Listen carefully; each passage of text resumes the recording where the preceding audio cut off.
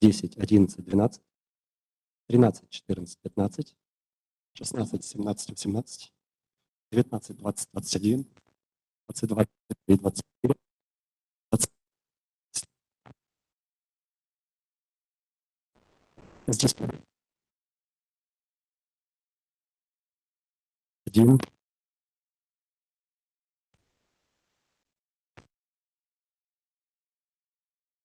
8, 9, 10,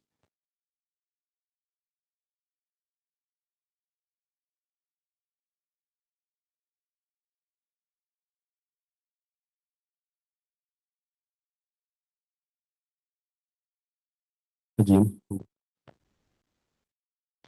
5, 6, 7. Никита.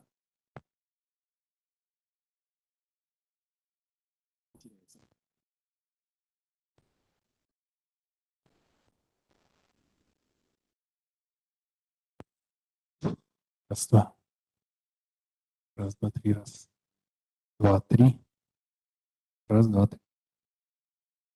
Раз, раз, раз.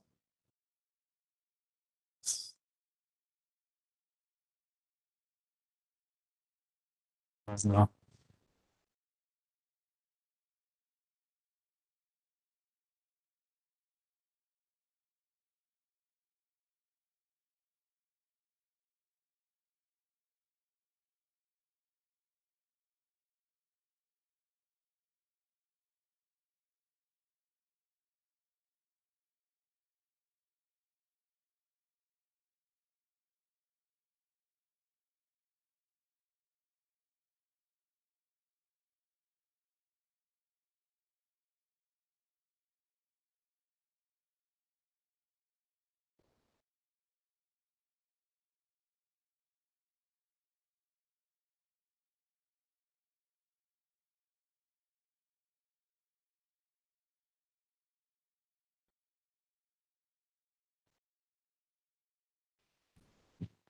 Здравствуйте еще раз.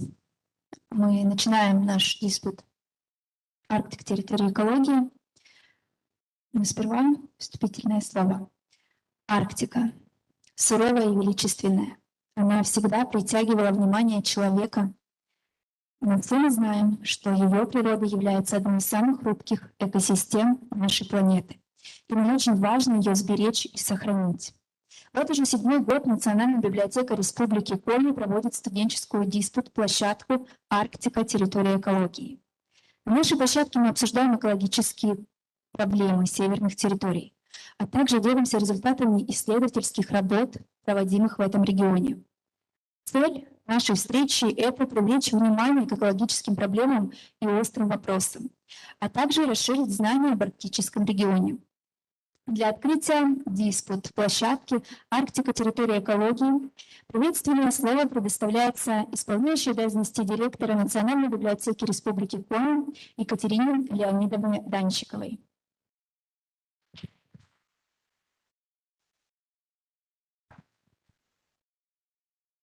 Ага. Добрый день, уважаемые друзья. Национальная библиотека уже много лет подряд становится площадкой для обсуждения экологических проблем этого арктического региона в целом. Найти такую тонкую грань между освоением ресурсов Арктики и сохранением этой хрупкой экосистемы — это довольно-таки сложная задача, которая стоит перед человечеством в целом. И мы рады, что молодежь сегодня подключается к этим проблемам, в том числе вы будущее, вы наше будущее, будущие специалисты-экологи, будущие юристы и другие, собственно, сопутствующие профессии. Поэтому мы очень рады приветствовать вас на нашем мероприятии. В добрый путь, удачи и всего хорошего, удачи в диспуте. Спасибо. Напутственные слова в адрес диспута нам прислала член Общественного совета Российской Федерации от Республики Коми Анна Викторовна Чуракова. Можно ли, пожалуйста, вывести видео приветствие на экран?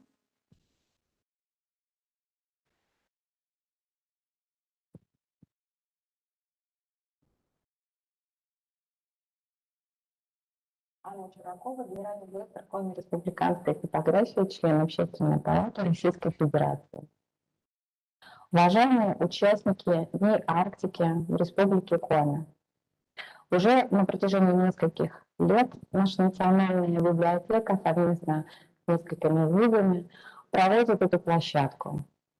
Безусловно, она является местом конструктивного диалога между всеми заинтересованными людьми, и студенты, и ученые, и общественные деятели.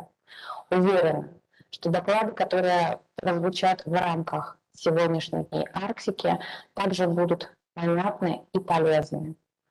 Эта тема очень важная и нужная, и обсуждать ее на разных площадках необходимо. Удачи всем!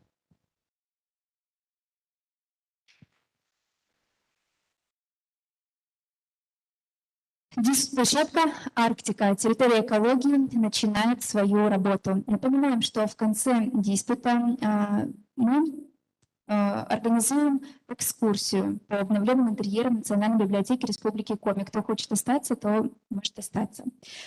Представляю вам модератора площадки Владимир Валерьевич Елсаков, кандидат биологических наук, ведущий научный сотрудник отдела флоры и растительности Севера с научным гербарием Института биологии ФИЦ Коми НЦ УРОРАН.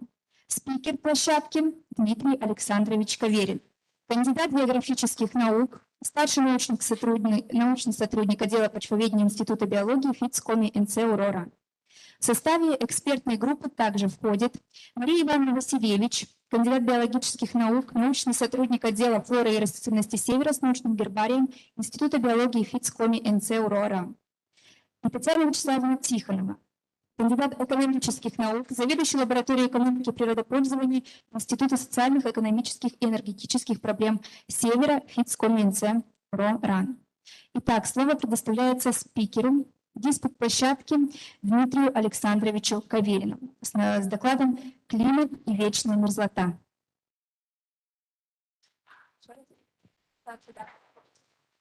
Презентацию.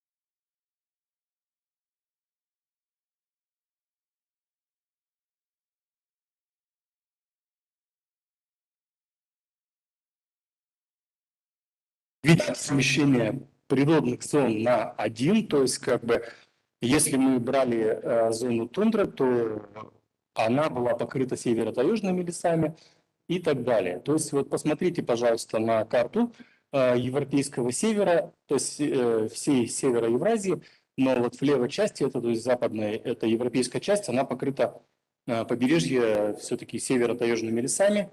То есть это говорит о том, что климат был, ну, как минимум, на порядок теплее. Но что происходит сейчас? Что происходит в 21 веке? Вообще климатические модели, многие глобальные и региональные, они показывают, что к концу 21 века ожидается, будет, то есть продолжаться потепление, и особенно температуры воздуха будут повышаться именно в арктических широтах. Так называемый эффект арктического усиления, когда именно Арктика показывает рост температуры воздуха где-то примерно в 2 раза больше, чем широты, допустим, тропические и экваториальные. То есть это характерно вообще для нашей планеты. На территории России эффект арктического усиления в виде потепления мы видим вот на этих картах. Сверху показана карта изменения, тренд изменения среднегодовой температуры воздуха, а 4 нижние – это сезоны года. То есть наиболее высокие тренды вот по данным гидромета нашего российского, они характерны именно для севера. Вот здесь показано, как вы видите, самая красная территория – это полуостров Таймыр, то есть центральная часть Северной Евразии. Соответственно, потепление обусловливает и смещение природных зон.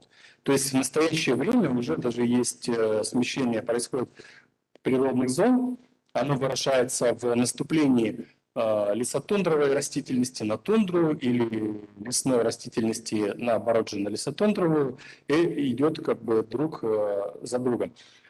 Соответственно, сейчас даже воркутинцы говорят, что у нас высота кустарников, она уже в тундре достигает там 3-4 метров и более, хотя раньше, во времена Иосифа Виссарионовича, когда он был руководителем государства, высота кустарников в среднем она где-то была около 2 метров. Потому что освоение территории именно при нем основное было. Так, потепление обусловливает протаивание многолетней мерзлоты, что в свою очередь меняет углеродный баланс. Из почв начинает больше выделяться парниковых газов, в том числе в основном СО2. А увеличение концентрации СО2 в атмосфере, как вы знаете, оно в свою очередь тоже подстегивает потепление, то есть получается такой обратный, как бы, двоякий эффект. Потепление, конечно же, неизбежно ведет к протаиванию многолетних мерзлых пород на нашей территории. У нас вообще занимается мерзлотой на территории республики это Уфтинский университет, научный центр и также еще компания Мирека, но она более такая частная структура. Вот. И вообще таяние многолетней мерзлоты, оно обусловливает, конечно, много негативных различных событий. Но потому что вообще мерзлота, в основном вся инфраструктура в советское время, то есть это середина 20 века, конец 20 века, строилась в период относительно такого более стабильного климата, когда температуры были холоднее. Наверняка вам даже родители говорят, что раньше было холоднее климат. Соответственно, мерзлотная ситуация ранее была более спокойная. Все это было Воркута, с которой сейчас, по сути дела, город этот практически сворачивается, я имею в виду с точки зрения населения. Но ранее там, конечно, было интенсивное строительство как социальной инфраструктуры, так и объектов топливно-энергетического комплекса и так далее. Поговорим немножко о них. Далее. Так, в результате таяния многолетней мерзлоты происходят осадки, то есть именно вот в географии есть термин осадки, но мы тут говорим про осадки именно почвы. То есть некоторые даже ученые, начинающие мерзлотоведы в том числе, они путают, они применяют слово просадки. Вот сейчас я недавно погорел на этом термине, и называется именно осадки. То есть это в Сыктывкаре у нас почва под ногами, она имеет более или менее с точки зрения льда однородный состав, но мы не будем говорить о сезонной мерзлоте. А в Воркуте, например, там почвы и почвообразующие породы, они содержат большое количество льда, то есть могут быть льдистые породы. Кто вот из Воркуты, тот знает, наверное, видел дома, которые имеют признаки разрушения, это именно вот как раз из-за этих неравномерных деформаций. Но, кстати говоря, на данной фотографии показаны просадки, но на грани с эрозионными как бы процессами, когда вот разрушаются бугры так называемых бугристых болот. И вот это, кстати, один из признаков потепления климата, как говорится, налицо.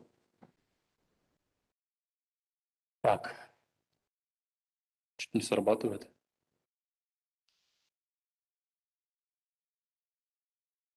Из-за протаивания многолетней мерзлоты, соответственно, происходит разрушение транспортных коммуникаций.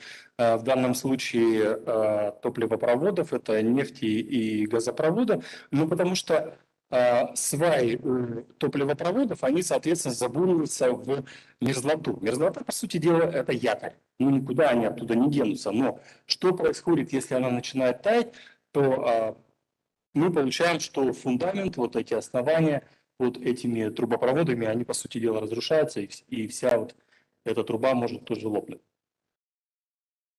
То же самое происходит и с дорогами, происходит деформации транспортных коммуникаций. Например, если вы ездили в район севернее Усинска, это Харьяга, то вот как раз дорога Усинск-Харьяга, она вообще, конечно, тоже в состоянии не очень хорошем, но там, где она пересекает именно бугристые болота с многолетними мерзлыми породами, то именно в первую очередь там начинают, мы видим, учение вот этих бетонных плит, из которых она сложена, и, соответственно, протаивание мерзлоты неравномерно, оно приводит к таким последствиям. Ну, например, здесь, допустим, в середине вот снимка там более льдистые почвогрунты, они, соответственно, здесь вытаяли, а там, где мерзлота, то есть льдистость ниже, там, соответственно, и осадка меньше. Получаем неравномерную осадку и вот такую картинку. То же самое относится и к объектам социальной инфраструктуры в городах. То есть это может приводить и к трещинам в домах, как вы видите. Такую же картину можно наблюдать в Воркуте, как я уже сказал. Ну и, соответственно, еще более как бы даже негативные последствия в правой части снимка.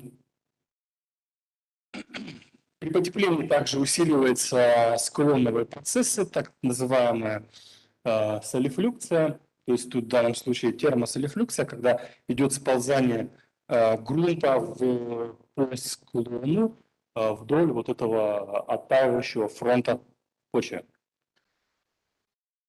Ну и здесь нужно сказать также о разрушении стенок подземных хранилищ. Ну как стенок? Здесь правильнее даже сказать, что если, например, когда-либо была авария, например, в советское время, а в советское время у нас часто скрывали сам факт аварий, ну, если говорить о 60-х годах ранее, то далее в процессе протаивания мерзлоты, соответственно, почва начинает оттаивать, имеется в виду в многолетнем плане, и вот эти все нефтепродукты, они могут далее высвобождаться и по полосам стока, там, по ручьям попадать уже в реки и водотоки.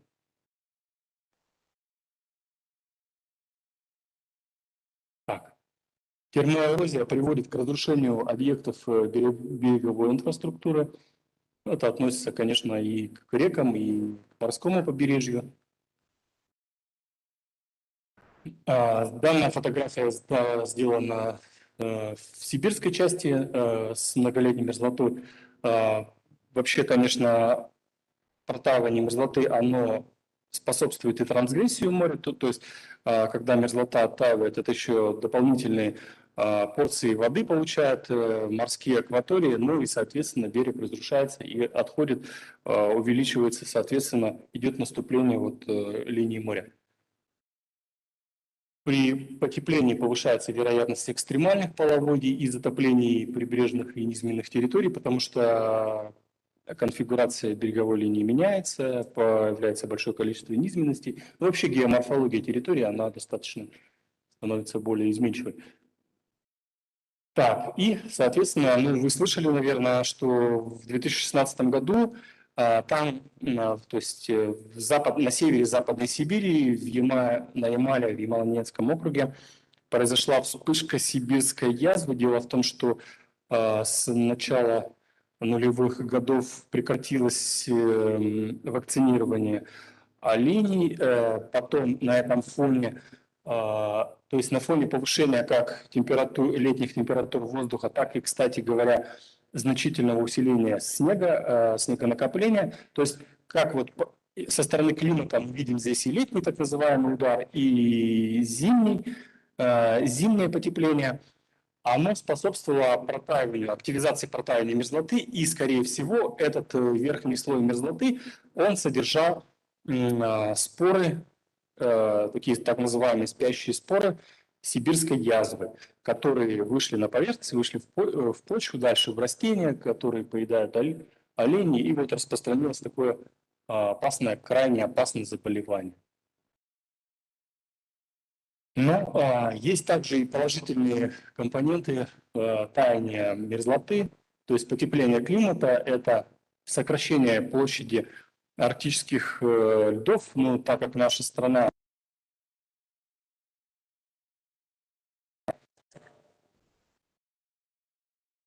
арктической страной, и, соответственно, нашей стране, конечно, потепление с этой точки зрения транспортной, это, можно сказать, что выгодно. Еще одна положительная тенденция, может быть, это стоит сказать молодой аудитории, многие из которых хотят, может быть, планируют переехать южнее, что все-таки климат у нас меняется, в процентном соотношении это, наверное, даже 10-15% за последние 30-40 лет, я имею в виду, допустим, суммы температур были в 30-40 лет назад, летних, например, ниже, чем сейчас, вот именно на такой процент.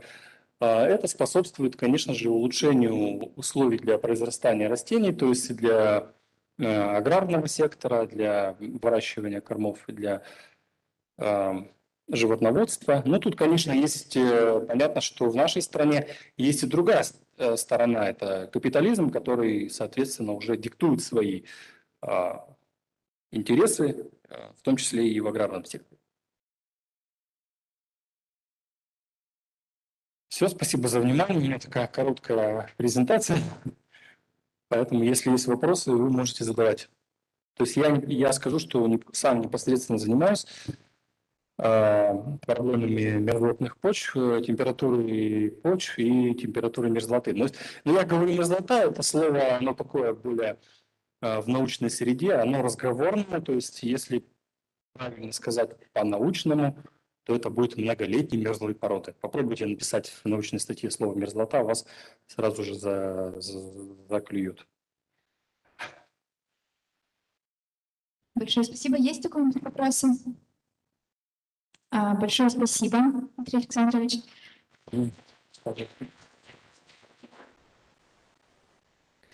Теперь я передаю слово Владимиру Валерьевичу. Большое спасибо. Достаточно интересный доклад ставил Дмитрий Александрович. Действительно, мерзлота определяет во многом облик тундрового сообщества, и сами тундровое сообщество определяют облик самой мерзлоты. Это взаимосвязанные явления. Мы же перейдем к обсуждению более частных вопросов, связанных с разными аспектами и направлениями. Затронут такой технический направлению. Из своих наблюдений могу сказать, что в последние годы, когда мы достаточно тесно работали с своими водами, достаточно популярным становится использование различных механических средств для передвижения, для транспортировки. И сегодня, наверное, в одном хозяйстве, вот Ижемские оленеводы, это самое большое хозяйство на нашем европейском северо-востоке, в принципе, и в мире самое крупное хозяйство. Там содержится порядка около 27 тысяч оленей в одном хозяйстве. В этом хозяйстве используются самоходные машины, которые изготавливаются как и уже на различных предприятиях. И доклад нашего участника будет именно посвящен тематике, связанной с разработкой рекомендаций по использованию и обслуживанию гидромеханических снегоболотоходов в условиях Крайнего Севера и Арктики Республики Коми. Алексей Леонидович, в зале, вам слово.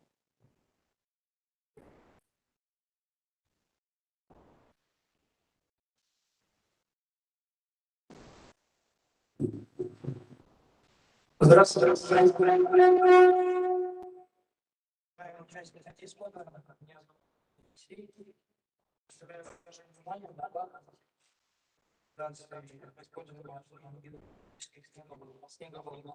Крайнего Севера, Арктики, Республики Коми. Актуальность данной темы заключается в том, что на сегодняшний день в условиях динамично изменяющегося спроса на освоение территории зоны Крайнего Севера и Арктики существуют трудности с логистическими операциями в условиях отсутствия дорожного строительства. На данный момент в нефтяной промышленности активно применяется тяжелая техника на гусеничном ходу, что приводит к утоплению такой техники, что приводит к утоплению такой техники в летний период в условиях Крайнего Севера Арктики в результате движения по заболоченным или увлажненным грунтам. Это существенно замедляет выполнение производственных задач. Целью моего исследования является разработка рекомендаций по использованию и обслуживанию гидромеханических снегоболотоходов в условиях Крайнего Севера Арктики Республики Коми. В связи с поставленной целью были разработаны следующие задачи. Для повышения скорости логистических операций мы предлагаем для отрасли решения, успешно круглогодично применяющиеся в других сырьевых отраслях промышленного кластера Российской Федерации в экстремальных условиях или рекомендованы к такому применению. Например, гидромеханические снегоболотоходы марки «Тром». Немножко поподробнее по модельном ряде. На данном слайде представлен грузопассажирский снегоболотоход «Тром-8». Он предназначен для транспортировки грузов и пассажиров к месту выполнения работ. Это идеальное устройство, средство для передвижения по любым участкам территории и при любых погодных условиях. Абсолютно безопасно может передвигаться по рекам с крутыми берегами по любому болоту. Соответствует экологическим требованиям по освоению арктического побережья для летней эксплуатации. На слайде представлен 12-колесный гидромеханический вездеход «Тром-20». Он предназначен для круглогодичной всепогодной эксплуатации и способен перевозить до 5 тонн груза по болотам любых категорий. В ходе комплексных испытаний была выявлена возможность строительства и комплексного обслуживания новых линейных объектов ЛЭП на грунтах 3 и 4 категории вездеходом Тром-20. На данном слайде представлен мульчер Тром-8 УС. Он предназначен для механизированной очистки и расширения просек ЛЭП нефти и газопроводов в недоступных для другой техники местах, с возможностью пересечения тяжелых болот, водных преград и прочих препятствий. Лесной мульчер может работать в заповедных зонах, в местах, где запрещается нарушать земляной покров, а также косить лес, не задевая почву.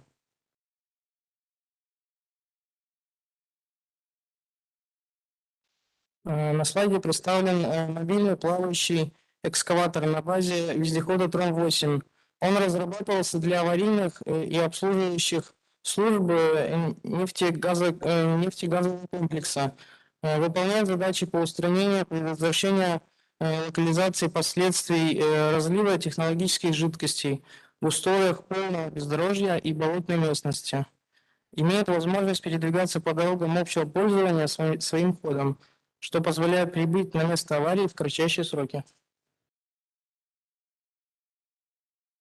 На данный момент в Республике Коми существует ряд организаций, осуществляющих свою деятельность в зонах Крайнего Севера и Арктики, таких как Лукойл Коми, Северная нефть, Воркутинская энергетическая компания, Ямал-Газнефть.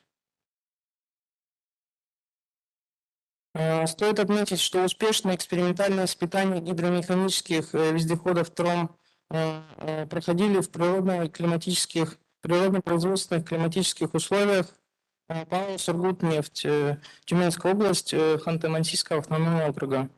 Как мы видим, Ханты-Мансийский автономный округ граничит с Республикой Коми. Для сравнения природно-климатических условий регионов были выбраны город Инта в арктической зоне Республики Коми и поселок городского типа Березово в приарктической зоне Ханты-Мансийского основного округа. Данное сравнение природно-климатических показателей представлено на слайде. Средняя максимальная температура воздуха, суточная вероятность осадков, средняя скорость ветра и среднемесячное количество снега. Оба региона относятся к малоблагоприятным климатическим регионам. Можно сделать вывод, что территории схожи по природно-климатическим условиям. Соответственно, можно рекомендовать гидромеханические снегоболотоходы к применению в Республике Коми. В ходе исследования модельного ряда снегоболотоходной техники ТРОМ был выявлен ряд преимуществ по сравнению с имеющейся техникой Республики Коми, такие как возможность работы в труднодоступных зонах Арктики и Крайнего Севера, возможность не нарушать земляной покров в заповедных зонах, а также возможность круглогодичного объезда линейных коммуникаций, а также доставку бригад и оборудования для ремонта в любых условиях. У меня все, спасибо. Большое спасибо за доклад. Какие есть вопросы у присутствующих докладчику? Вы не скажете, такое слово «мульчер», это вот что оно обозначает для развития? Мульчер – это техника для прореживания лесных насаждений для обслуживания, например, ЛЭП. Там, где ЛЭП проходит, там же нет леса. И именно он убирает лесное насаждение для обслуживания. Что скашивает, да, лесную растительность? Он скашивает, да, полностью превращает ее полностью уничтожает. То есть. И вопрос еще такой, вот вы посвятили свой доклад анализу как бы вездехода ТРОМ, да? Вот да. Это. А почему он называется гидромеханический? Там большая часть переведена на какие-то гидравлические приводы. Там используются гидравлические насосы и гидроприводы, да, как раз-таки, как у лесной техники, как у нас сейчас используется. Именно использование двигателя с использованием гидравлических насосов. Именно колеса приводятся в движение при помощи гидравлики. Спасибо большое. Очень интересно с точки зрения практики, поскольку нам ученым приходится проводить свои исследования в тундровой зоне, естественно, мы прибегаем к какой-либо технике для перемещения там. Вот у меня такой вопрос, кто изготовитель вот этой техники ТРОМ? И второй, вот вы сравнивали с другой, с какой? Там, например, вот есть такой вездеход «Зырянин». Вот для сравнения, может быть. Ну, информации как таковой мало. Спасибо за вопрос. По использованию, какой сейчас техника используется. Насколько мне известно, используется гусеничная техника для обслуживания именно, я сравнивал, для обслуживания ЛЭП, для обслуживания нефтегазопроводов. И поэтому конкретно по изготовителю Они, по-моему, используются в Ханты-Мансийском автономном округе. Там изготовитель находится. И так, какой второй вопрос был?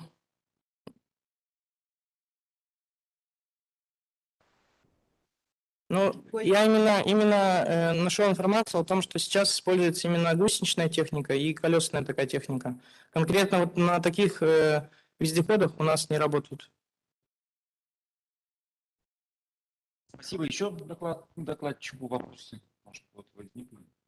А как к самодельным вездеходам относитесь? Вот все-таки сейчас вот едешь, даже в Сыктывкаре иногда стоят, продаются снеговолтоходы, многие покупают там для охоты, для рыбалки, еще что-то. Насколько, вот, на ваш взгляд, они качественны? Либо все-таки лучше ориентироваться на какие-то серийные модели? Ну, на мой взгляд, конечно, серийные лучше, так как у них есть и изготовитель, который дает гарантию, которого можно обслуживать, и также он подлежит гарантийному ремонту. И я считаю, что серийная техника все-таки надежнее.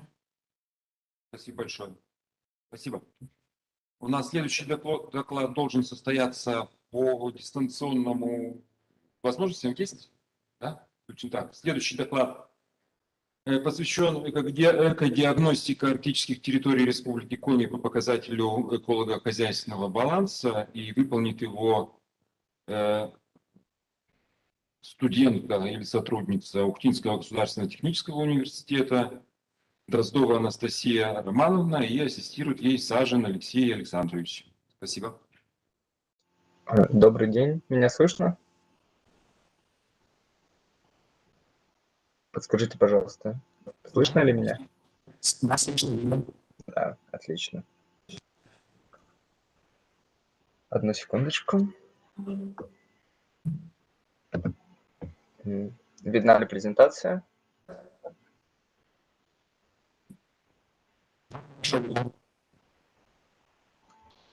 Да. Добрый день, уважаемые слушатели. Вашему вниманию представляется работа на тему экодиагностика арктических территорий Республики Коми по показателю эколого-хозяйственного баланса.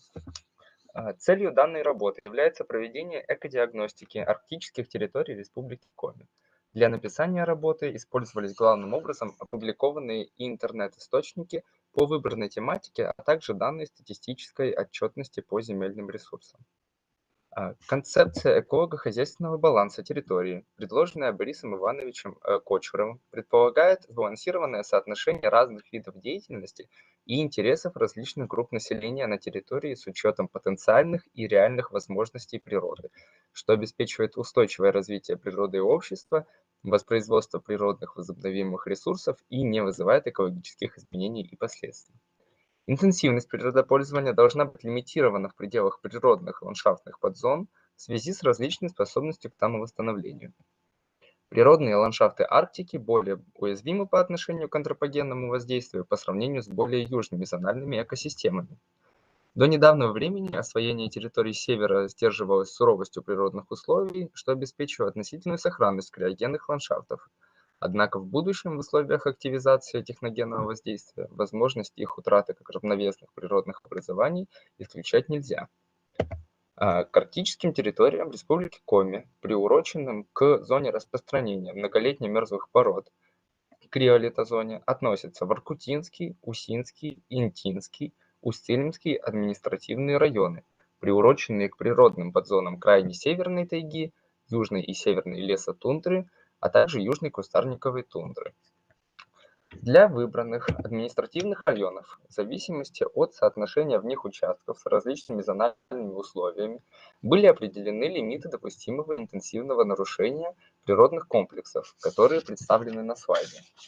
Как видно на слайде, для Воркутинского района это 5%, для Усть-Илимского, Усинского, Интинского это 7-10%. Далее изучалось и анализировалось современная структура землепользования районов, от которой зависит распределение антропогенных нагрузок и устойчивость ландшафтов. Из всех показателей эколого-хозяйственного баланса для диагностики современного экологического состояния территории наиболее применимым следует считать коэффициент относительной напряженности КО. представленный на слайде, который рассчитывается как частное отделение площади с интенсивным воздействием на природные комплексы на площади с экстенсивным воздействием. Предельно допустимое значение КО лим рассчитывается по формуле, представленной на слайде, где ИИ лим – это максимально допустимая площадь интенсивно используемых территорий с учетом лимита, а за единицу взята общая площадь. Далее, предельно допустимые значения коэффициента относительной напряженности КО лим сравниваем с полученным на настоящее время значением КО.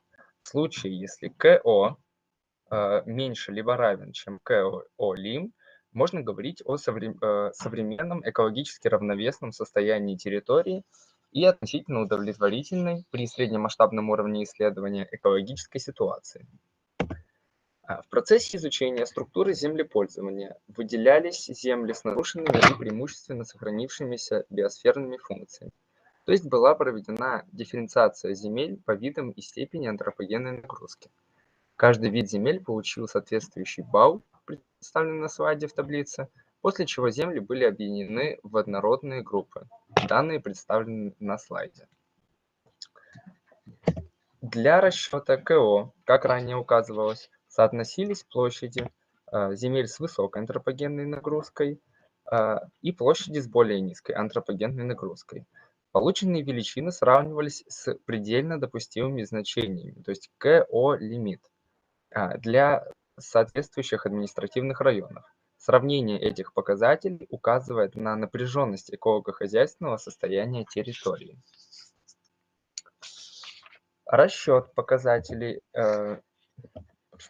эколого-хозяйственного состояния показывает, что предельно допустимые значения коэффициента значительно превышают фактические значения коэффициента относительной напряженности КО, что рассчитано на настоящий момент, что указывает на относительно удовлетворительное экологическое их состояние. Так, если опираться на результаты проведенных расчетов по Воркутинскому и Усинскому районам, возможно увеличение интенсивно используемых площадей в 3,5 раза, по Интинскому в 3 раза, по Устилимскому в 1,8 раз. Если детализировать показатели эколого-хозяйственного баланса по природным подзонам, то с учетом средних темпов утраты природных комплексов наименее благоприятные ситуации выявлены для подзоны северной лесотундры в Воркутинском районе, крайне северной тайги и вне криолитозоны Устилимского и крайне северной тайги Усинского районов. Спасибо за внимание.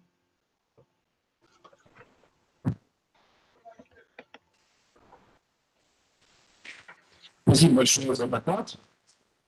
Вопросы у присутствующих есть к докладчику? Не вижу. У вас, товарищи эксперты, какие-то вопросы возникли?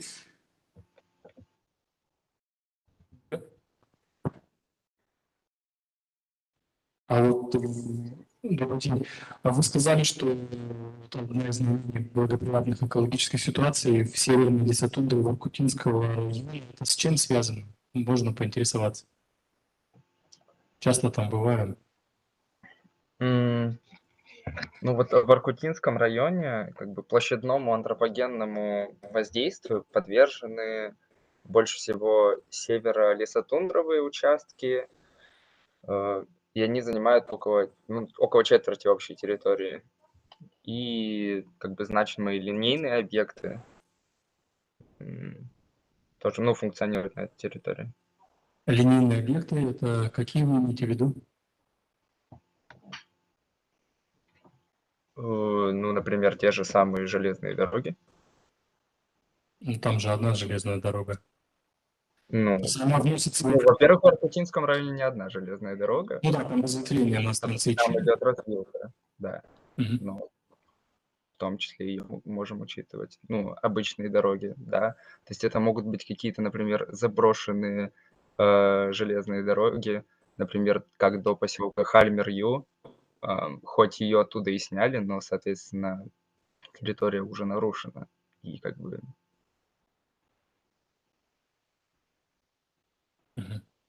Спасибо. Можно мне еще тогда вопрос? То есть, получается, и у вас учитывались площадные факторы, а не объемные в качестве загрязняющих веществ. Правильно я поняла? Да. Мгм. И еще хотела уточнить. Те лимиты, которые по антропогенной нагрузке, я так понимаю, что это Кочуров и Осадчие. Да. Расчеты уже непосредственно были проведены вами, верно? Да, Кочуров и Осадчие лимиты, ну вот которые, да, вот здесь представлены на этом слайде. И я просто как бы в качестве уточнения еще, ну, правильно ли мы поняли выводы, что наши северные территории еще не до конца освоены, то есть у них есть еще, ну, какой-то лаг. Мы можем нагружать антропоген на эту территорию, да? Да, то есть вот исходя из вот этой методики, из данных, которые привел, как бы Воркутинский район может быть еще в 3,5 раза, ну и вот соответственно. Ну, понятно. Все, хорошо, просто в плане уточнения. Спасибо большое. Мгм. Спасибо большое. Еще вопросы докладчику не возникло. Еще вопрос такой к вам. Является перспективным, например, территории, которые были нарушены, их рекультивировать, или их лучше использовать, опять же, как земли промышленности и продолжать эксплуатировать? Потому что, например, земли поселений, вы упомянули о Холмирью том же. Почему, например, в районе Холмирью не построить было при разрушении поселка тоже компрессорную, например, станцию, если грунты там уже были нарушены? Ну, наверное, можно было бы, если бы это требовалось. И, ну, а если брать конкретно поселок Альмер-Юн, насколько я знаю, это сейчас, э, скажем так, открытая военная база, над которой даже периодически проводятся и на территории которой проводятся какие-то военные испытания. Если мы помним, вроде бы там в 2005 году туда, в Дом культуры, президент запускал ракету.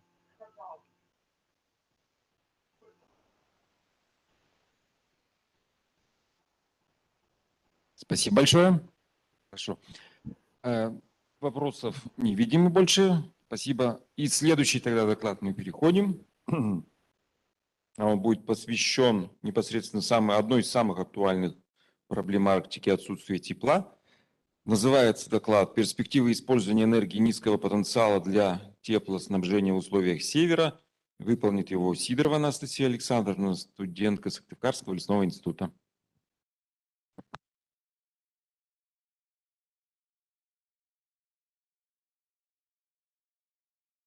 Здравствуйте, уважаемые гости и участники площадки. Меня зовут Сидорова Анастасия, и ваше внимание представляется доклад на тему «Перспективы использования энергии низкого потенциала для теплоснабжения в условиях Севера». В связи с активным развитием территории Севера Российской Федерации встает вопрос об обеспечении комфортных условий жизнедеятельности людей.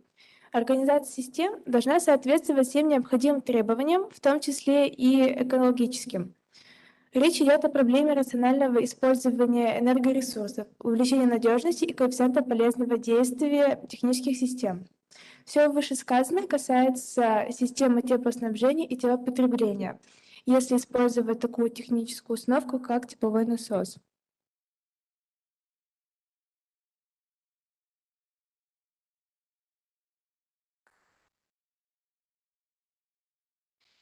Целью данного исследования является рассмотреть перспективы использования тепловых насосов, работающих по принципу воздух-вода, для нагрева воды, с целью нагрева воды для отопления бытовых и административных помещений.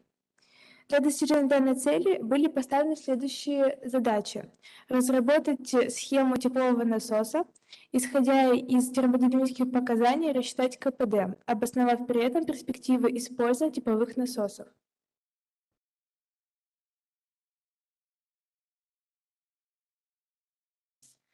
Техническое устройство, способное аккумулировать распределенную в пространстве тепловую энергию, называется тепловой насос.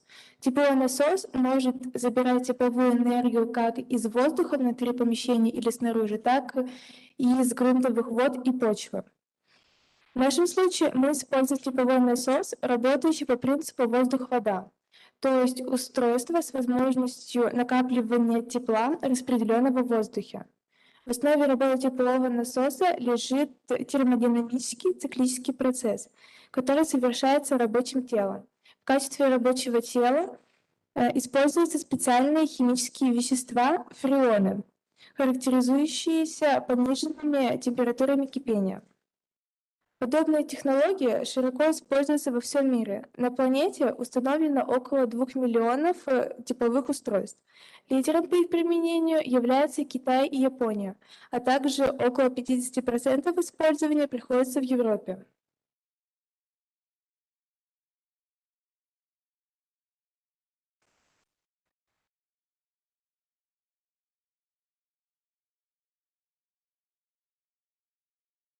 Что на третий слайд?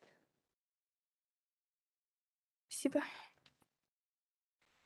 Для описания работы теплового насоса нагляднее использовать не термодинамический цикл, а саму схему установки с термодинамическими показателями рабочего тела. Так, на слайде представлена разработанная нами схема теплового насоса.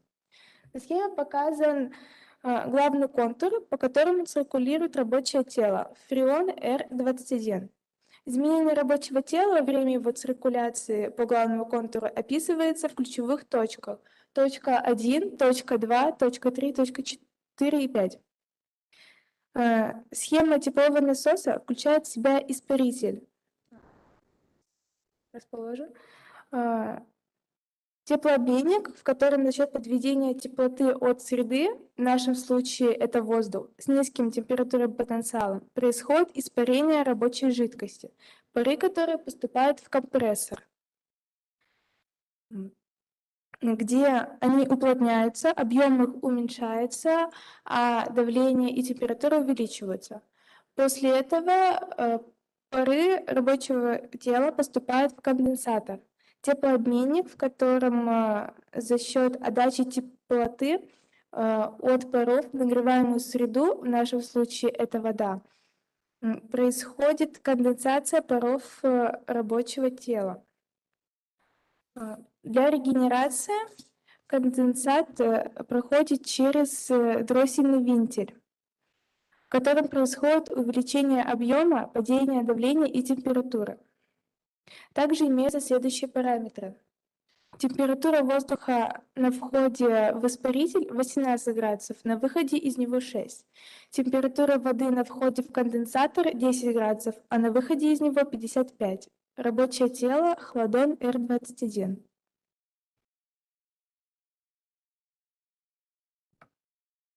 В заключение, расчеты показали, что представленное решение по применению технологии теплового насоса для аккумуляции теплоты вентиляционных газов для нагрева воды является обоснованным, так как КПД составляет 82,5%.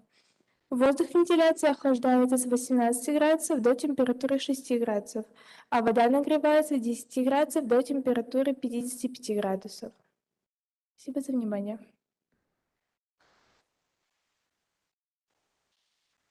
Спасибо большое за интересный доклад. Скажите, пожалуйста, у вас вот в основном представлены ваша разработка в виде таких теоретических выкладок, с кем еще что-то, а вот такой опытный образец или экземпляр, или где-то он уже какой-то изготовлен, он греет что-то?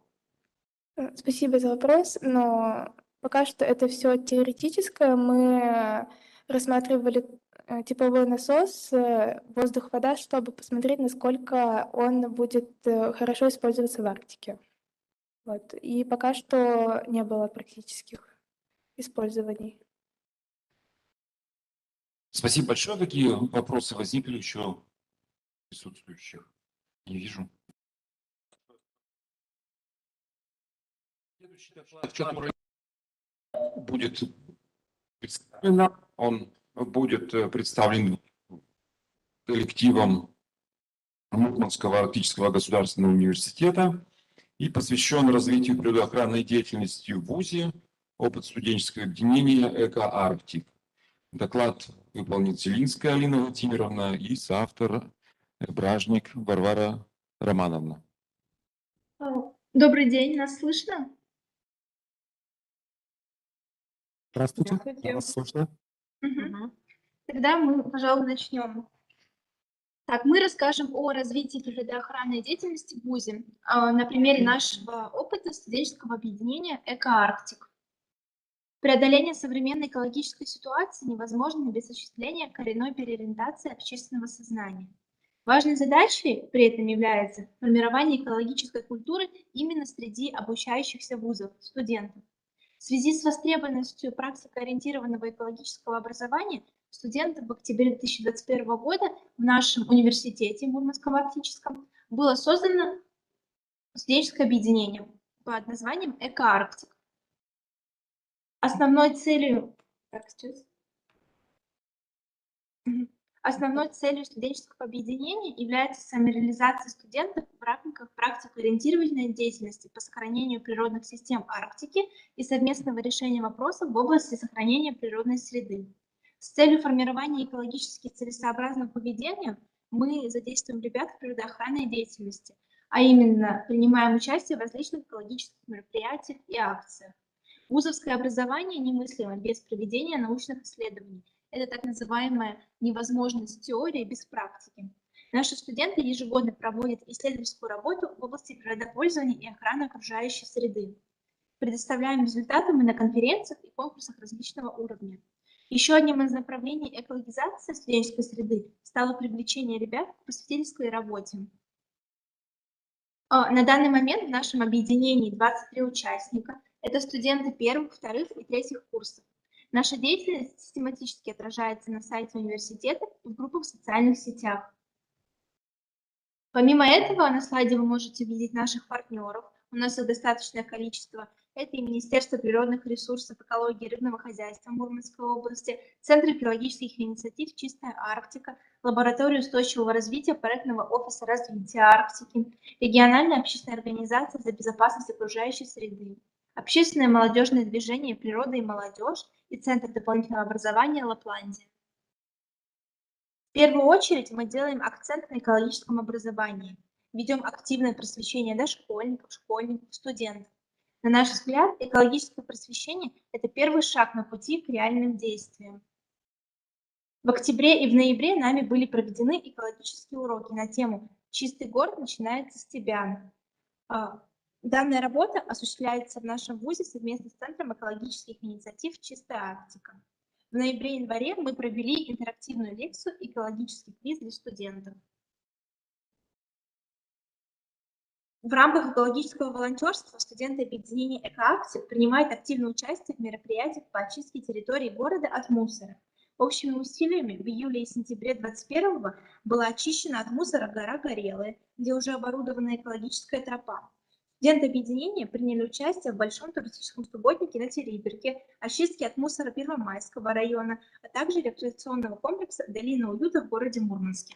Сейчас я передаю слово своей коллеге. Да. Итак, каждый месяц мы проводим акции по сбору вторсырья. В рамках Международного дня вторичной переработки и Всероссийских дней единых действий команда «Эко-Арктик» совместно с Центром экологических инициатив «Чистая Арктика» организовала сбор вторсырья в ВУЗе. Собранный общими усилиями пластик был передан в экосистема-сервис для последующей переработки. Чтобы понимать экологические события, происходящие в мире, члены объединения регулярно участвуют в научных мероприятиях. Студенты получают возможность обсудить экологические проблемы со специалистами в формате диалога, набраться опыта и научиться разговаривать на своем профессиональном языке. Результаты своей практической деятельности студенты объединения представили на региональном семинаре Организации экологического мониторинга и исследований в рамках проекта «Эко-патруль» в октябре 2021 года на Всероссийской научно-практической конференции «Арктические экосистемы. Сохранение и устойчивого развития» в декабре 2021 года. В 2021 году студенческое объединение «Эко-Арктик» стало победителем 4-го всероссийского конкурса «Лучший эко-волонтерский отряд» в номинации «Эко-молодость». Участие в конкурсе эко-отрядов – это хорошая мотивация становиться лучше, продуктивнее и тем самым повышать рейтинг объединения. Очень приятно находиться в среде своих единомышленников и чувствовать единство, ведь мы знаем, ведь мы делаем одно дело. Наиболее заинтересованные из нас постоянно стремятся к повышению квалификации. За октябрь-ноябрь студенты освоили 3 обучающих курса на платформах «Эквики». Помимо сертификата «Свободное портфолио», собственное портфолио, они приобрели бесценные знания. Курсы были невероятно интересные и содержательные. Регистрация в системе Ассоциация зеленых вузов России стала значимым шагом нашего сообщества на пути внедрения экологических мер в вузе. Мы обмениваемся опытом и обучаемся методами снижения экологического следа вуза. Задания очень интересные и разнообразные. Мы анализируем методические рекомендации, создаем свои экологические проекты, решаем различные кейсы, разрабатываем и развиваем экодизайнерские способности, проводим социологические опросы и создаем экологические контенты и еще многое другое. Наши студенты активно играют в экологические игры, участвуют в обсуждении значимых проблем региона, посещают тематические экскурсии.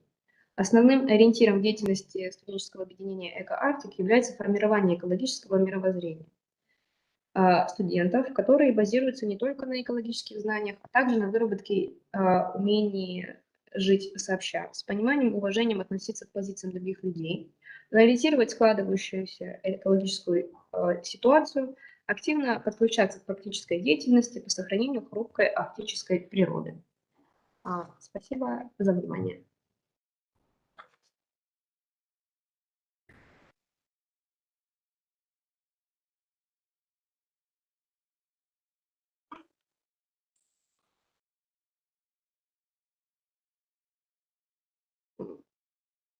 Деятельность ваша заинтересовала мероприятие «Эко-Баренц 2021». А не могли бы пояснить, в чем заключалось мероприятие? Простите, а можете повторить вопрос? У вас не слышу, вначале был выключен микрофон. Заинтересовало мероприятие «Эко-Баренц 2021». А в чем заключалось это мероприятие? Как вы в нем участвовали? Какая форма была? В первую очередь это мероприятие заключалось в очистке территории, в ее расчистке. И параллельно с этим мы проводили так называемую пропаганду экологического образа с помощью различных средств информации. Мы привлекали к себе людей, наших единомышленников. Мы в первую очередь использовали данное мероприятие в качестве рекламного для нашего сообщества. Еще один вопрос, пожалуйста. Вы упомянули эко-вузы. Мы так понимаем, что Мурманский университет – это экологический вуз, а кроме вашего еще какие есть? Какие университеты есть у нас в Мурманске или которые входят в зеленые вузы России? Естественно, которые входят в ассоциацию. Зачем нам ваши университеты? На данный момент мы единственные, кто участвуем в зеленых вузах. От нашего региона. Вы единственный эко-вуз в России? Нет, всего в зеленых вузах России насчитывается более 1000 различных университетов. Мы в регионе. Со всех уголков нашей страны. Это Санкт-Петербургский горный университет, это университет ИТМО, это московские вузы, Высшая школа экономики. Очень много университетов, которые состоят в данном сообществе. Спасибо большое за информацию, спасибо. Можно я еще добавлю по зеленым вузам России? К сожалению, у нас в Республике Коми еще ни один вуз не стал зеленым вузом России. Так что, ребята, если вы хотите присоединиться к ним, у меня есть контакты, можете выйти на меня, и я вас свяжу с координатором зеленых вузов России. Да, спасибо большое, будем иметь в виду. Спасибо большое докладчику. Так, и следующий доклад у нас должен сделать Петриев Максим Михайлович. Единственное, попросили меня узнать, он присутствует в зале или не присутствует. Если его нет, тогда мы переходим. Соавтор тоже не отсутствует, да? Василий Васильевич Куделин. Тоже нет. Следующий доклад у нас тоже в режиме онлайн состоится, посвящен проблематике города Воркуты. Актуальные проблемы сохранения экологии заполярной Воркуты. Доклад сделает Литау Виолетта Викторовна, студентка Воркутинского филиала Ухтинского государственного технического университета. Здравствуйте, уважаемые участники конференции. Рада выступить перед вами с докладом на тему «Актуальные проблемы экологии Воркутинского промышленного района». 21 век – время, когда особую важность приобретает знания в области экологии человека, состояния окружающей среды и общественного здоровья. В свою очередь, здоровье определяет демографическую ситуацию, складывающуюся в условиях критической экологической обстановки. Актуальность темы усугубляет географическое положение Воркуты, города, расположенного на территории европейского севера России, региона, который характеризуется высокой экологической уязвимостью и дискомфортным в отношении проживания населения. К специфике экологии района относятся факторы, представленные в презентации. Климат города Воркуты субарктический. Виолетта Викторовна, извините, можно вас прервать? У вас, к сожалению, презентации нет. Мы включили. Сейчас. А так вы видите презентацию? Нет. Так, секундочку. Внизу у вас кнопка «Предоставить совместный доступ». Нажимаете ее. Да, мы уже нажали. Мы выбрали весь экран. Давайте так, еще раз. Так видно? Секунду. Видим ваш рабочий стол, видим презентацию. Так, климат города Воркуты субарктический. Характеристика климата и средние температуры представлены на слайде. Сочетание постоянных ветров с сильными морозами усугубляет суровость природных условий. Даже летом иногда возможны заморозки, тогда как продолжительность зимы составляет около 8 месяцев. Таким образом, климатические условия города Воркуты оказывают существенное влияние на промерзание почв грунтов, гидрологический режим, развитие растительности, состояние многолетней мерзлых толщ делает природный ландшафт уязвимым. Основными факторами, разрушающими экосистему, является техногенная нагрузка. Наиболее значительное влияние на экосистемы оказывает угольная отрасль. Несмотря на существенное сокращение масштабов производственно-хозяйственной деятельности, деградация природных ландшафтов усиливается. Она обусловлена как механическими нарушениями растительности, почв, многолетних мерзлых грунтов, так и выбросами в атмосферу ряда токсичных соединений. Особую проблему составляют факторы, выведенные на слайде. Именно они существенно изменили водно-тепловые условия почв грунтов и химизм грунтовых вод и подземных вод. Полное удаление растительного покрова наблюдается на площадях расположенных отвалов. Геохимическое загрязнение почвенного покрова отмечается практически на всей территории. Воркута является городом-загрязнителем воздуха. К значительным источникам загрязнения воздушного бассейна относится, внимание на экран. По данным экологов, за 12 месяцев прошлого года все предприятия города Воркуты отправили 185 тонн загрязняющих веществ, из которых было обезврежено чуть больше половины. Для сравнения, в Череповце нейтрализуют почти 90% опасных выбросов, а их объем составил 318 тысяч тонн. Водный бассейн является источником жизни и кровеносной системы всей экосистемы. На территориях вблизи шахт водоемы отличаются высоким значением общей минерализации, содержащей органических веществ. При этом происходит загрязнение и грунтовых, и поверхностных вод. В отстойниках шахтных вод повышение содержанием тяжелых металлов. Обратите внимание на презентацию. Содержание этих веществ привело к смене класса качества воды.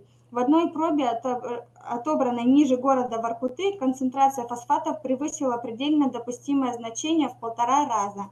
Общий сброс шахтных стоков предприятий составило около 20 миллионов кубических метров в год, в том числе 70% недостаточно очищенных. Коммунально-бытовые воды характеризуются повышенной окисляемостью и значительным содержанием азота. Еще отмечается плохое качество питьевой воды. В пробах, которые представлены, была превышена предельная допустимая концентрация. Внимание на слайд. Обращение с отходами – один из наиболее проблемных и нерешаемых вопросов в области охраны окружающей среды, как в Республике Коми, так и на территории городского округа Воркута. Обратите внимание на слайд. Поэтому вопросы рекультивации, организации малоотходного производства и утилизации уже накопившихся отходов играют очень важную роль. Эта проблема усугубляется периодическими возгораниями отходов на одном из 3 существующих в городском округе полигонов. Перед вами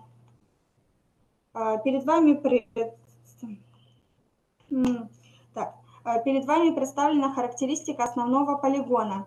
Его ввод в эксплуатацию состоялся лишь через 15 лет, в 1989 году. Организация свалки не предусматривала раздельный сбор отходов по классам опасности и по категориям. Поэтому в течение 25 лет весь мусор складывается вперемешку. Вследствие чего возможны возгорание и газ, который выделяет мусор, загрязняет атмосферный воздух. Гордостью нашего города многие годы является олень-совхоз, который производит признанную даже на международном рынке экологически чистую и качественную продукцию. Но ухудшение экологии большеземельной тундры обусловлено загрязнением нефтепродуктами, тяжелыми металлами и концентрациями, превышающих предельно допустимые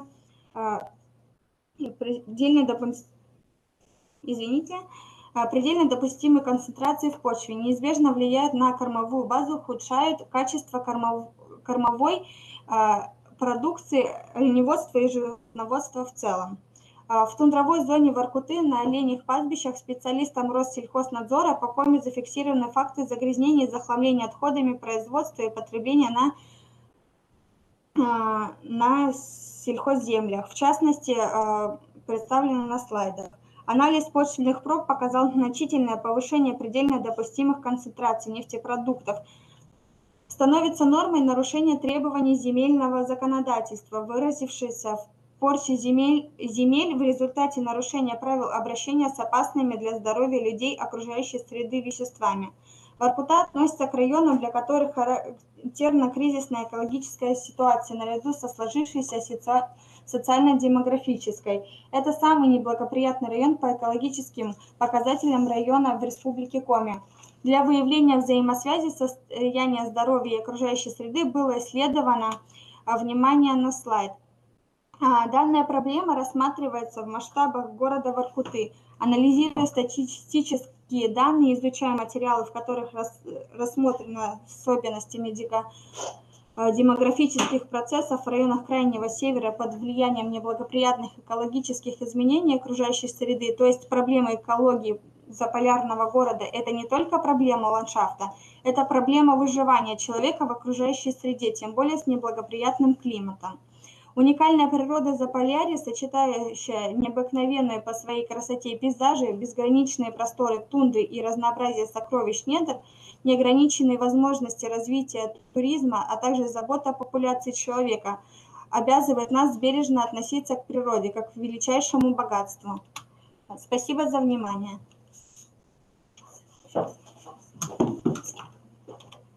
Спасибо большое, Виолетта Викторовна.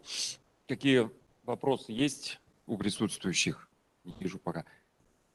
Скажите, пожалуйста, а вот вообще, в принципе, тренды последних лет, которые наблюдаются в Воркуте, они, наверное, показывают какие-то изменения, связанные вообще с изменением интенсивности природопользования. У вас большинство котельных переведено на газ, там снижение идет промышленного использования территорий, там угледобыча падает, поэтому как-то экологическая ситуация, наверное, должна смещаться в сторону большего благополучия. Слушай меня.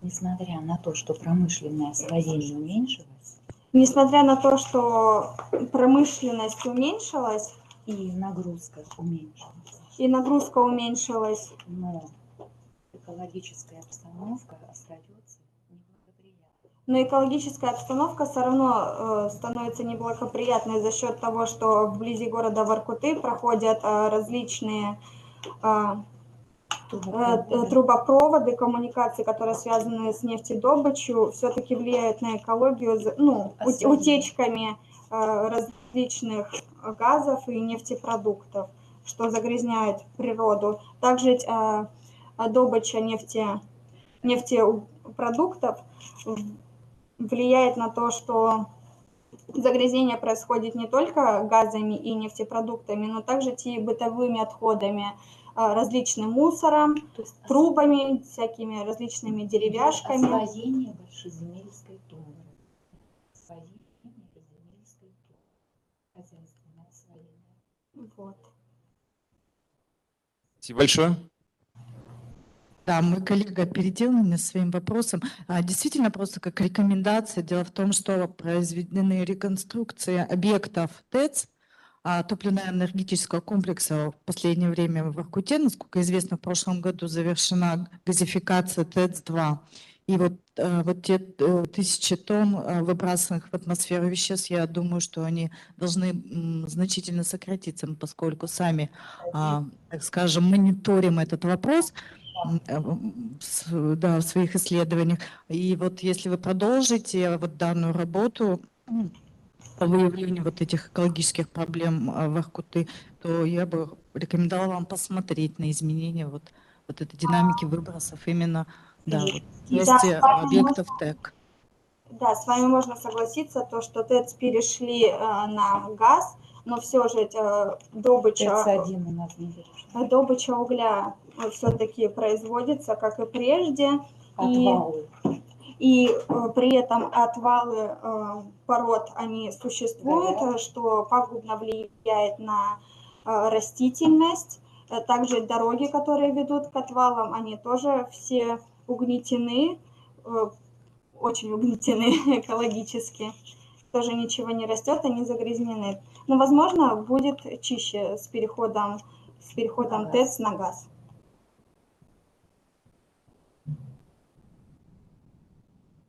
Разделяю ваше мнение, однако, что я хотела сказать, я показываю микрофон. Я вот хотела такой вопрос задать. А вот проблема с отвалами, она достаточно, так скажем, проблематична, да. Она давнишняя, да, у нас по Республике Коми много таких точек, когда действительно отходы производства многие годы никаким образом не утилизируются. И вы знаете, вот когда мы, экологи, говорим с представителями Министерства природных ресурсов, они всегда спрашивают, а что вы предлагаете? Вот, у вас, может быть, какие-то предложения, вот вы ведь вопрос изучали, вот данную вот проблематику вот тех же отвалов шахт. Как-то можно это использовать, утилизировать как-то с пользой для экономики, да, может быть, где-то, да. Для экономики. Но, скорее всего, целесообразнее для экологии было бы, наверное, не утилизировать, а скапливать отвалы в каком-нибудь, наверное, карьере в одном. Это было бы более целесообразно. Но так как все эти отходы радиоактивные, то, наверное, на данный момент я не могу предложить актуальную утилизацию отвалов. Спасибо большое. Есть ли у присутствующих вопросы? Спасибо.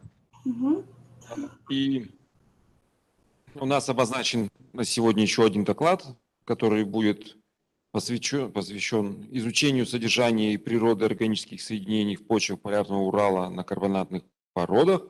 На примере северной части хребта Большой Байкудырский сделает доклад Королев Михаил Алексеевич. Это аспирант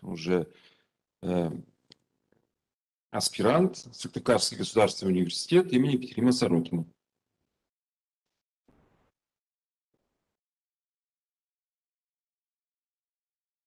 Здравствуйте, уважаемые коллеги. Актуальность моей работы заключается в том, что основные представления по почвам Полярного Урала ограничиваются материалами единичных маршрутных почвенно-географических исследований. Наименее изученными являются почвы, сформированные на карбонат-содержащих породах. Региональные особенности почв на известняках выявлены для более южных природных зон, от таежной до лесостепной. Одним из ведущих процессов почвообразования является гумусонакопление. Важную информацию о состоянии круговорота углерода можно получить, определяя группы сходных по свойствам соединений, которые извлекаются из почв действием группового растворителя. Основную значимость в настоящее время приобретает идентификация компонентного состава органических соединений почв. Целью данной работы является определение содержания и природы органических соединений в почвах полярного Урала, сформированных на карбонатных породах. Задачи для достижения цели были поставлены следующие. Изучить профильную и пространственную дифференциацию углерода и азота органических соединений почв, охарактеризовать количественный аминокислотный состав пептидов почвы и фитомассы, определить содержание и элементный состав препаратов гуминовых кислот почв. Район исследования находится в южной части циркумполярной зоны и охватывает горную ландшафтную зону полярного Урала. Полевые исследования проводились методом заложения катены протяженностью около 1,5 километров. В качестве непосредственных объектов исследования были выбраны 7 ключевых участков, представленных на слайде. На данном слайде представлены методы, используемые в ходе работ именно химического анализа.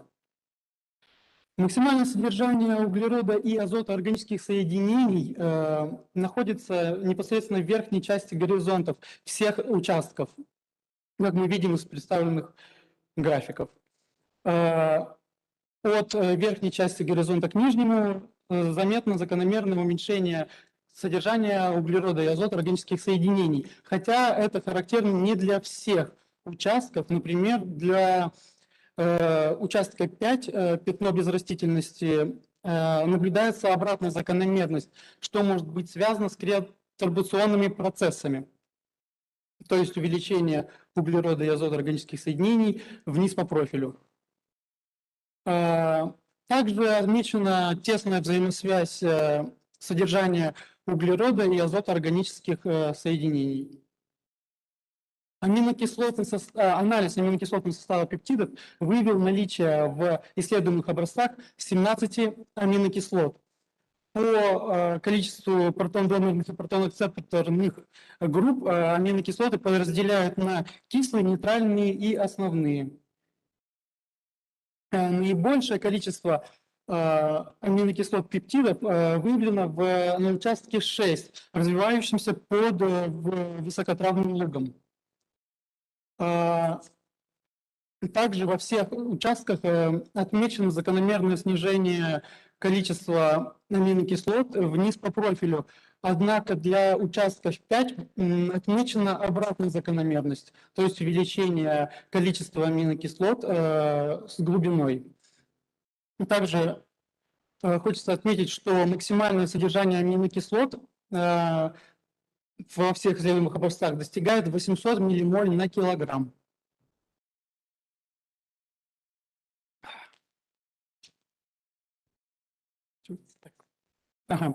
Наибольшую массовую долю гуминовых кислот, так же как и аминокислот, отмечена в разрезе номер 6, который развивается под высокотравным лугом. Закономерно, что биомасса травянистых растений обогащена лигнином и целлюлозой, а также рядом других веществ, разложение которых способствует накоплению гумусовых соединений. Количество гумусовых кислот отмечено также... Наименьшее количество гумусовых кислот отмечено также в разрезе номер 5, как и аминокислот, что характерно из-за отсутствия растительности на данном участке. Также доля органического углерода гуминовых кислот от органического углерода почв максимально для разреза 6 и минимально для разреза 5. Это свидетельствует о влиянии местоположения участка, микроклиматических условиях и типа растительных сообществ на количество гумусовых и аминокислот почв даже в пределах 1,5-метровой катены. Элементный состав гумусовых кислот почв показал примерно равные соотношения, равные отношения H к C в препаратах гуминовых кислот почв.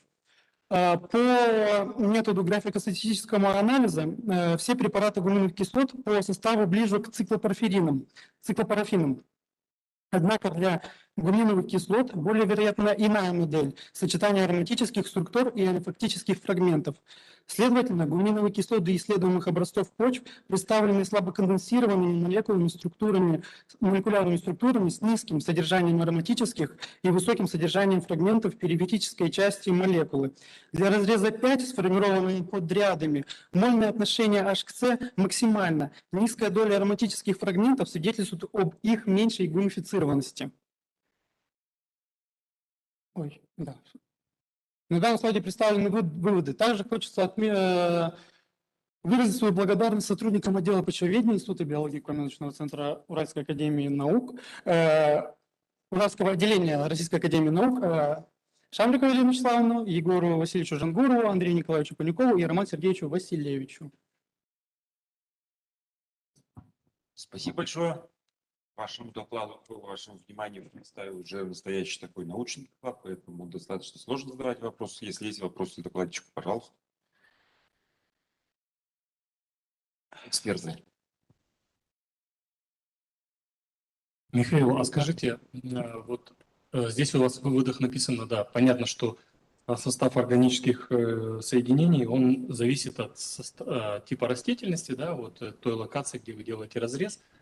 А насколько вносит свой вклад вот такой фактор, как тип контакта? То есть у вас ведь работа почвы на карбонатных породах, и там разные типы контактов. То есть иногда вот просто как плита карбонатная, да? Иногда он постепенно переходит из мелкой такого щебня карбонатного в более плотную, ну, то есть какой-то более дренированный тип профиля. Я понял, да. Насколько вот по сравнению с растительностью вот вклад вот этого типа перехода, так скажем. То есть, а можно начало этого вопроса? Как точно, какое влияние, типа накопление на всем профиле органического и углерода и азота, вы имеете в виду, да, за счет типа контакта породы с почвой? Вообще, какое влияние вот... Непосредственно, если у нас, например, контакт с плитой, то это он служит как бы природным барьером. И, следовательно, дренаж органического углерода и азота не происходит, ну или затруднен. И, следовательно, происходит накопление данных элементов, именно вот их в органических соединениях, да, в составе, в данном мощности, так сказать, почвы. То есть вы можете, по сути дела, разделить все профили на два типа. Вот, да. С резким контактом, да, где происходит накопление больше. И где идет некоторый дренаж ну, вот в эту сейчас я изъемную массу. На всякий случай, чтобы было наглядно. Вот. То есть, по сути дела, вот эти профили вы можете на два типа разделить. Ну, так, я не говорю, по сути, да, но получается, в большинстве у нас встречается все-таки плита намного глубже залегает, чем начинается с щебенка. То есть щебень раньше встречается и до плиты не доходит. То есть у нас плита, в принципе, только представлена в разрезе, в участке 4. То есть там вот у нас, да, был четкий контакт с плитой, вот, ну, даже видно на фотографии непосредственно. А в остальных случаях у нас, в принципе, представлено мелкий и средний щебень. Ну или породы. Спасибо.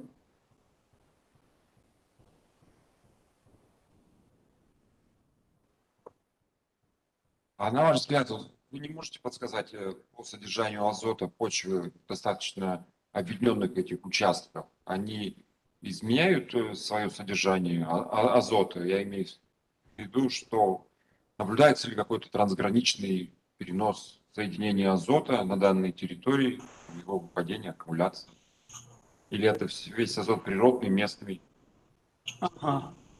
На самом деле, я понял ваш вопрос, да. Непосредственно передвижение азота по профилю пока что не было выявлено нами лично. Как бы сейчас были на данном этапе работы установлены четкие четкие взаимоотношения именно количества азота и растительности непосредственно на участке. Но однако сейчас ведутся исследования, мы хотим именно посмотреть, как вниз по профилю, например, передвигается азот, соединения органические азота и углерода, и как они попадают именно в воды, которые непосредственно прилегают к данному хребту. То есть, сейчас у меня пока что этих данных нету, но данные работы ведутся, да, мы собираемся смотреть динамику именно движения азота и углерода. Спасибо большое. Есть ли еще вопросы к докладчику? Спасибо.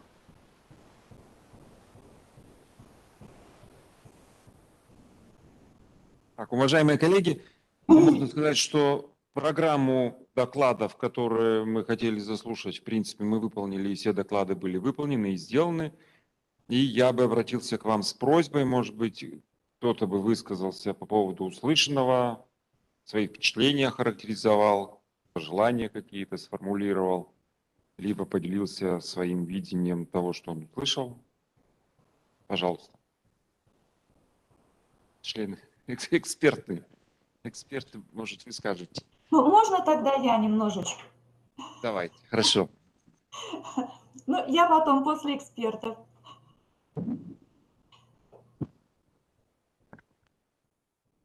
Пожалуйста. Ага. Можно, да? Ну, во-первых, конечно, я хотела поблагодарить вас за приглашение к участию в таких подобных дискуссиях.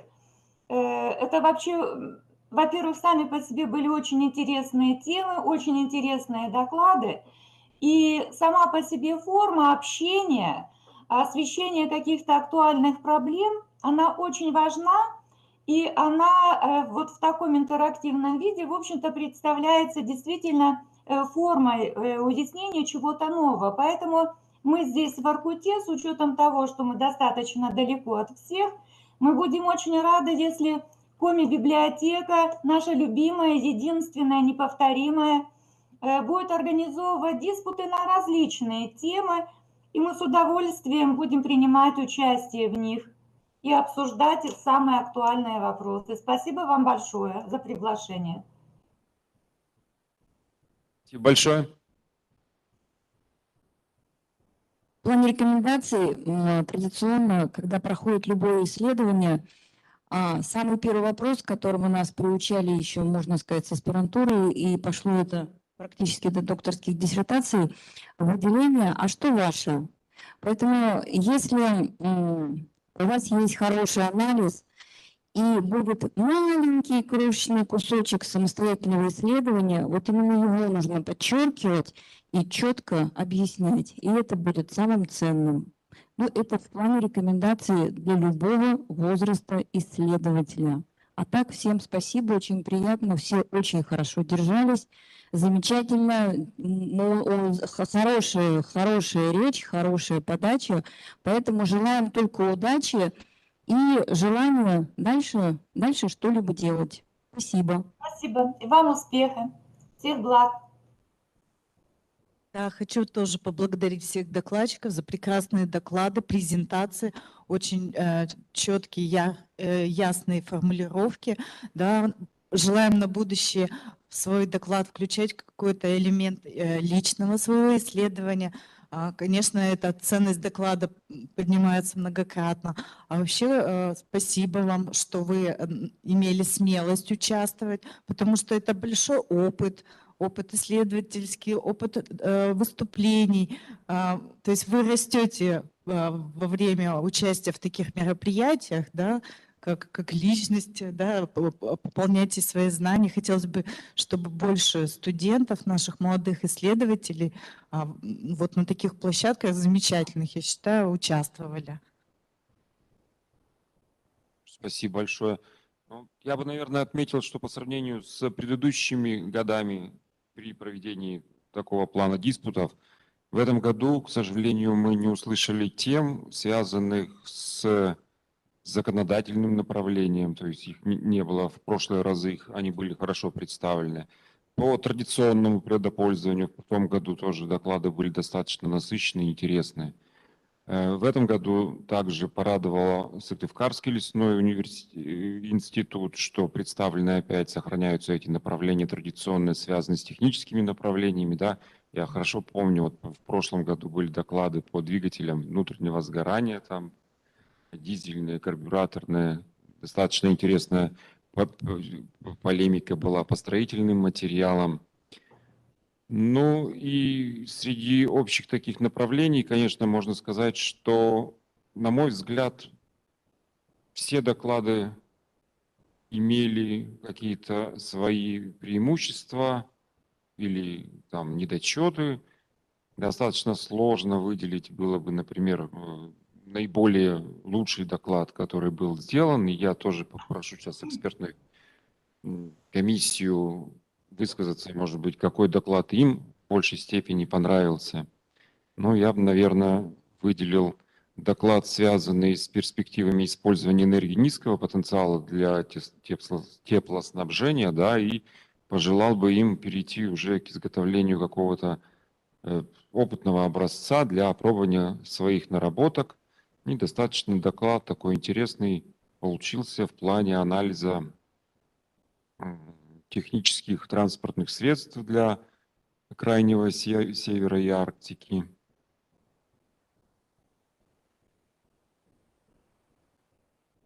Да, я тоже хотела бы отметить твой доклады касаемо технических аспектов освоения Арктики. Это очень важно, потому что от этого зависит деятельность человека, да, как мы сможем реализовать ту или иную деятельность. Бестранспортно, да, и теплоэлектроэнергии это невозможно. Особенно вот удивило, конечно, что именно вот девушка в такой технической специальности, да, себя показала замечательно.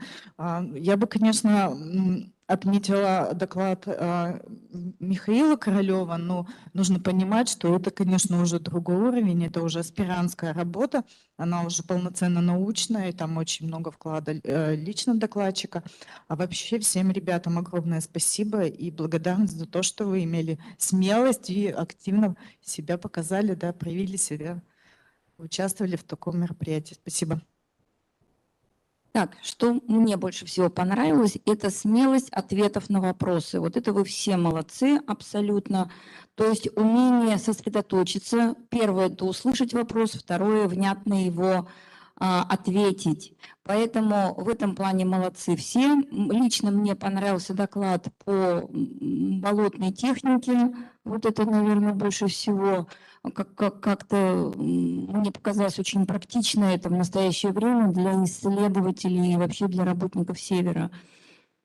Ну и понятно, что последний доклад, я совершенно соглашусь с коллегой, это совершенно другой уровень, там совершенно другая поддержка и так далее и тому подобное. И остается только пожелать молодому человеку таким же рвением дальше идти и познавать что-то интересное. Вот, наверное, все. Спасибо, ребята, всем. Желаю удачи. Ну, мне понравились все доклады. Особенно, конечно, я бы выделил доклад своего коллеги, но он более близок к моей специальности, ну, в том числе по почвам. Интересно было вообще послушать про колесную технику, потому что сам тоже являюсь активным участником экспедиции, и всегда стоит вопрос, вот переедем мы там, этот ручей там корытообразный там или эту трясину или нет. Вот. Ну, конечно, где-то есть плюсы колесной техники, где-то гусеничной, как ни странно. Вот. Также мне вот было интересно послушать доклад вот по использованию, да, вот систем отопления, теплоснабжения. Вот интересно было бы посмотреть, как вообще можно ее адаптировать вот в условиях, например, частных домов, то есть где нет газа, у нас ведь тоже далеко не везде эти источники топлива подведены к частным домам. Ну и вообще все, что связано вот с Воркутой, тоже и вызывает интерес, потому что все-таки у нас региональная наука, она, по крайней мере, нашего института, то есть мы именно акцентируем внимание вот на субарктических территориях. Ну, субарктических с точки зрения географии. Спасибо.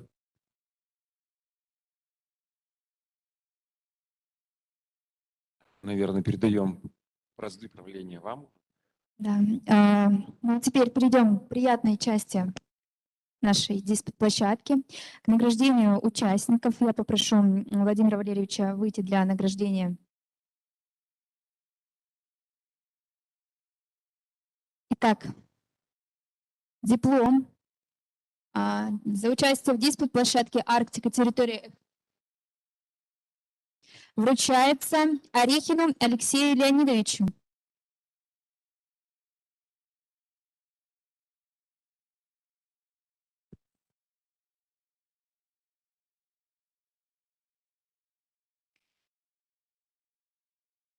Диплом вручается Сидоровой Анастасии Александровне.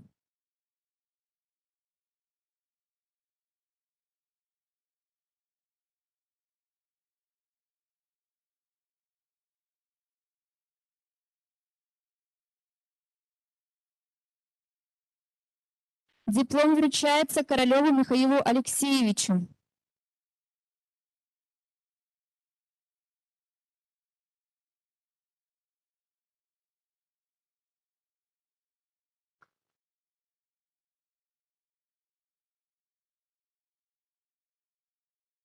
Большое спасибо, Владимир Валерьевич, большое спасибо.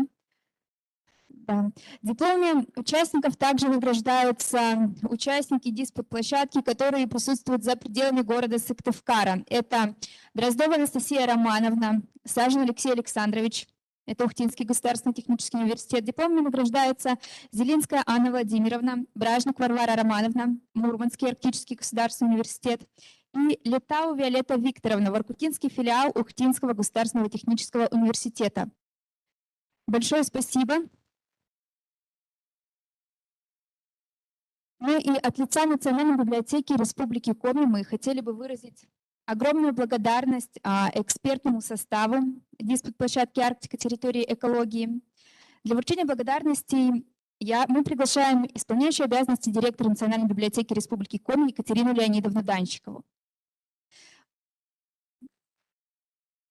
Благодарность вручается модератору площадки Владимиру Валерьевичу Елсакову.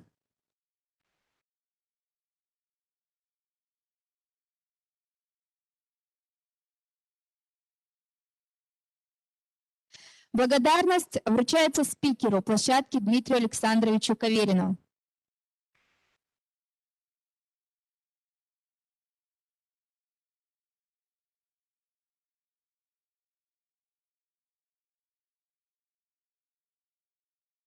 Благодарность вручается эксперту площадки Марии Ивановне Василевич.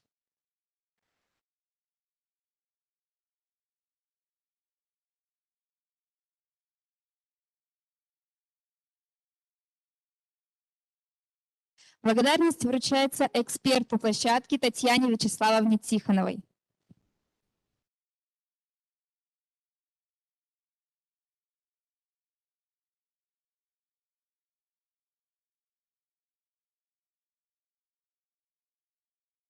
Спасибо большое, Екатерина Леонидовна. Диспут «Арктика. Территория экологии» подошел к концу. Всем большое спасибо. Напоминаем, что в конце зала вы можете просмотреть книжную выставку «Исследуем Арктику». Для присутствующих будет сейчас, через минут 5, подготовлена экскурсия по обновленным интерьерам Национальной библиотеки Республики Коми. Кто хочет, может остаться. Всем большое спасибо за участие. Увидимся в следующем году.